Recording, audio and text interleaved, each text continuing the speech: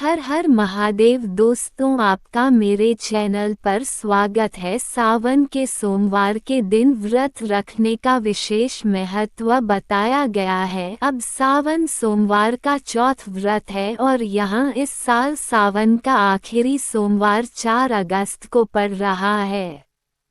इस दिन सर्वार्थ सिद्धि योग के साथ ब्रह्म और इंद्र योग का संयोग बनने वाला है। ऐसे में भक्त पूरे दिन कभी भी पूजा कर सकते हैं। हालांकि ब्रह्म मुहूर्त में पूजा करना सबसे उत्तम माना जाता। ऐसी मान्यता है कि सावन सोमवार के व्रत में कथा का पाठ किए बिना व्रत का पूर्ण फल नहीं मिलता। दोस्तों, श्रवण करते हैं चौथे सावन सोमवार की व्रत कथा। पौराणिक कथाओं के अनुसार एक साहूकार था। वह भगवान शिव का अनन्य भक्त था।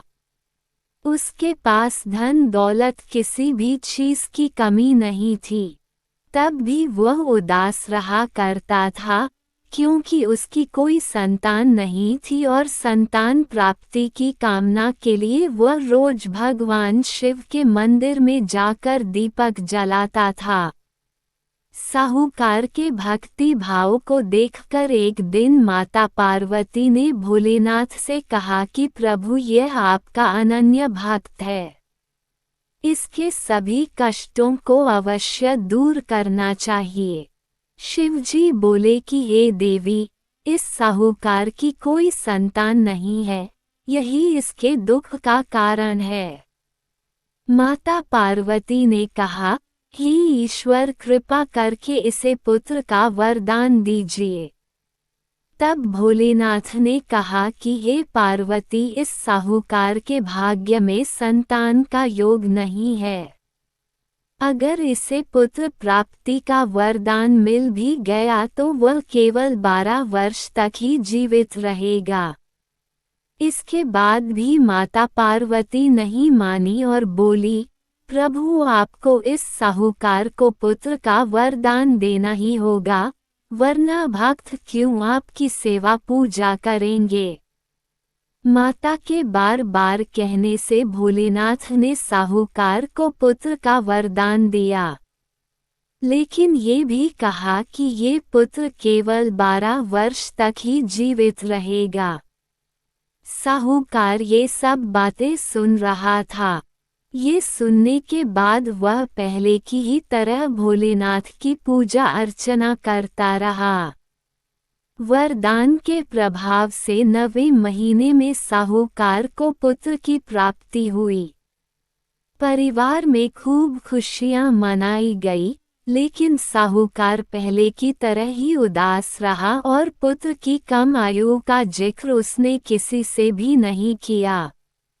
दोस्तों, जब पुत्र 11 वर्ष का हुआ तो एक दिन साहूकार की पत्नी ने पुत्र के विवाह के लिए कहा। तब साहूकार ने कहा कि पुत्र अभी पढ़ने के लिए काशी जी जाएगा। इसके बाद उसने पुत्र के मामा को बुलाया और कहा कि इसे पढ़ने के लिए काशी ले जाओ और रास्ते में जहाँ भी रुकना वहाँ यज्ञ और ब्राह्मणों को भोजन कराते हुए आगे बढ़ना। वे दोनों इसी तरह करते हुए जा रहे थे कि रास्ते में एक राजकुमारी का विवाह हो रहा था। जिससे राजकुमारी का विवाह होना था वह एक आंख से काना था। उसके पिता ने जब अति सुंदर साहूकार के बेटे को देखा तो उसने सोचा कि क्यों न इसे ही दुल्हा बनाकर शादी के सारे कार्य संपन्न करा लिया जाए। इसके लिए राजा ने मामा को बहुत सारा धन दिया। तब मामा बालक को दुल्हा बनाने के लिए मान गया। दोस्तों, इसके बाद साहूकार का बेटा दुल्हा बना और जब विवाह संपन्न हो गया तब जाने से पहले बालक ने राजकुमारी की चुनरी पर लिखा कि तेरा विवाह मेरे साथ हुआ, लेकिन जिस राजकुमार के साथ तुम्हें भेजेंगे वह एक आंख से काना है। इसके बाद वह अपने मामा के साथ काशी के लिए चला गया। जब राजकुमारी ने अपनी चुनरी पर लिखा हुआ पढ़ा तो उसने राजकुमार के साथ जाने से मना कर दिया। तब बारात वापस लौट गई।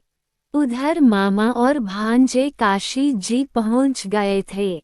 दोस्तों, एक दिन जब मामा यज्ञ की तैयारी कर रहे थे और भांजा बहुत देर तक बाहर नहीं आया तो मामा ने अंदर जाकर देखा तो भांजे के प्राण निकल चुके थे। वो बहुत परेशान हुए लेकिन सोचा कि अभी शोक मनाया तो ब्राह्मण चले जाएंगे और यज्ञ अधूरा रह जाएगा। यज्ञ संपन्न हुआ तो मामा ने रोना पीटना शुरू कर दिया। तभी भगवान शिव पार्वती उधर से जा रहे थे। तब पार्वती जी ने शिव जी से पूछा, हे प्रभु, ये कौन रो रहा है? तब उन्हें पता चला कि ये तो वही साहूकार का पुत्र है। तब पार्वती जी ने कहा, हे प्रभु, इसे जीवित कर दें, नहीं तो रोते रोते इसके माता पिता के प्राण निकल जाएंगे। तब भोलेनाथ ने माता पार्वती से कहा कि इसकी आयु इतनी ही थी। लेकिन मां के बार बार आग्रह करने पर भोलेनाथ ने उसे जीवित कर दिया। तब लड़का ओम नमः शिवाय का जाप करते हुए जी उठा। मामा भांजे दोनों ने ईश्वर को धन्यवाद दिया और अपने नगर को लौटे। रास्ते में वही नगर पड़ा, वहां राजकुमारी ने उन्हें पहचान लिया। तब राजा ने राजकुमारी को साहूकार के बेटे के साथ बहुत सारा धन देकर विदा किया।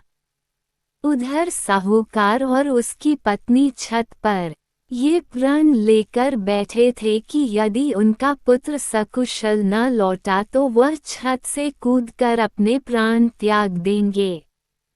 तभी लड़के के मामा ने आकर साहूकार के बेटे और बहू के आने का समाचार सुनाया, लेकिन वे नहीं माने। तब मामा ने शपथ पूर्वक कहा। तब दोनों को यकीन हो गया और दोनों ने अपने बेटे बहू का स्वागत किया।